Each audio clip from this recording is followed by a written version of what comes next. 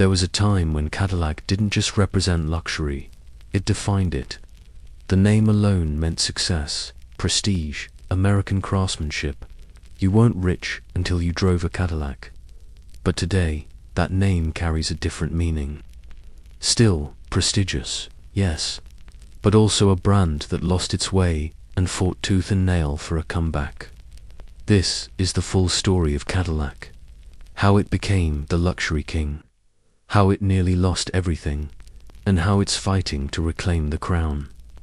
Cadillac was born in 1902, not from nothing, but out of a failed Henry Ford project. When Ford left his original company, his financial backers stayed behind and rebranded the company as Cadillac, named after the French explorer who founded Detroit. Right away, Cadillac set a new bar. In 1908, it won the Dewar Trophy for building the first cars with interchangeable precision parts, a huge breakthrough in manufacturing. By 1915, it had introduced a V8 engine, making luxury smooth, silent, and fast. Cadillac didn't just build cars, it built reputation. Through the 1920s and 30s, it refined its image. Long hoods, white wall tires, and elegance tailored to America's growing elite. After World War II, Cadillac entered what many call the Golden Age. American wealth exploded, veterans returned home, the suburbs boomed, and Cadillac was the car everyone aspired to own. The 1948 model introduced tail fins, inspired by fighter planes, and kicked off a trend that defined 1950s car design. Cars like the Eldorado, Fleetwood, and Series 62 became rolling works of art. They were massive, chrome-covered, and unmistakably Cadillac. Celebrities drove them, presidents rode in them. Elvis bought Cadillacs for strangers. And Cadillac offered innovation to automatic climate control, electric seats, even cruise control, long before it was standard. But behind all the glamour, warning signs were starting to flash. The 1970s brought the oil crisis, emissions laws, and rising insurance costs. Cadillac's signature V8 South suddenly became gas-guzzling dinosaurs.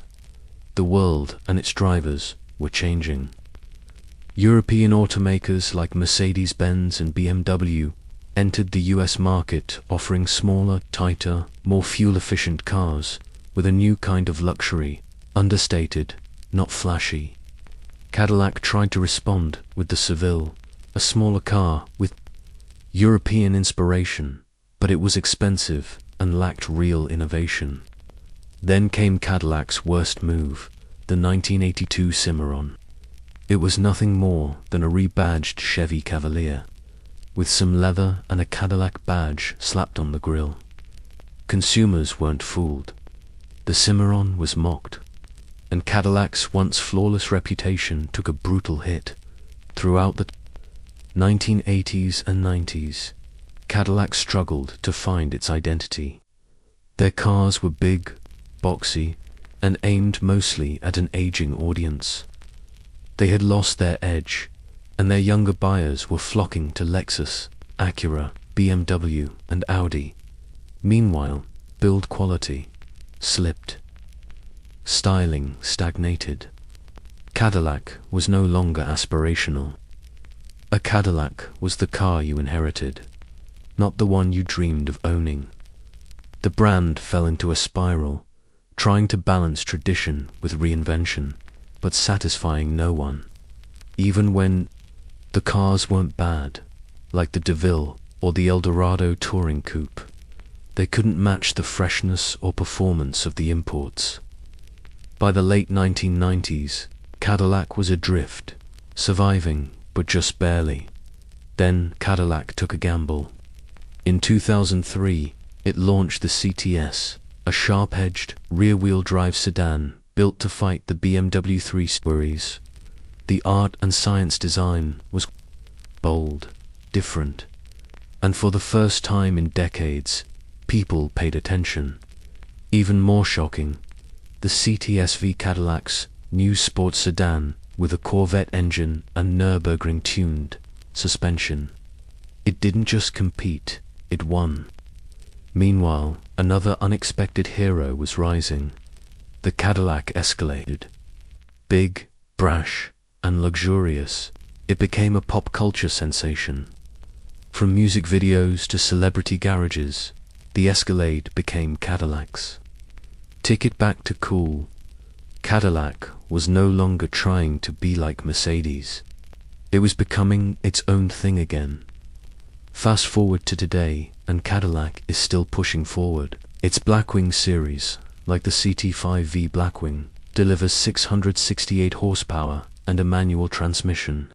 It's one of the best drivers sedans ever built. The Escalade now features Super Cruise, GM's hands-free driving system, and Cadillac's future is electric, with bold new models like the Lyriq and Celestiq, aiming to redefine luxury once again.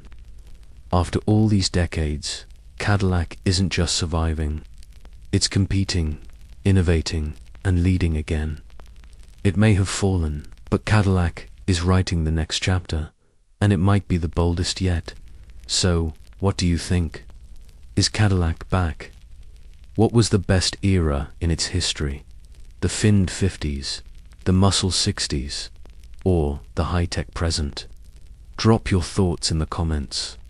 And don't forget, if you love automotive history, luxury icons, and comeback stories, subscribe for more. Next up, why Pontiac was the most exciting brand GM ever killed. See you there.